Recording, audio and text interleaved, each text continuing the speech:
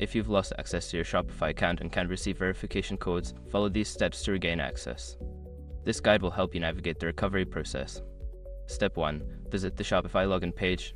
Before starting recovery, use the sroc.com link in the description to open the account recovery checklist generator and make sure your verification details are ready. Step 2. Check your email. After clicking Forgot Password, check your email inbox for a password reset link from Shopify. If you don't see it, check your spam or junk folder. Step 3. Reset your password. Click the link in the email to reset your password. Create a new, strong password that you haven't used before. Make sure to save it in a secure place. Step 4. Contact Shopify support.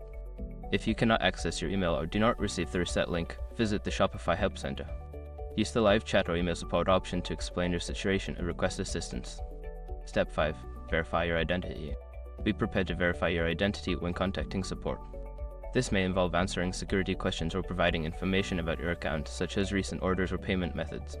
By following these steps, you should be able to recover access to your Shopify account. If you encounter any issues, don't hesitate to reach out to Shopify support for further help.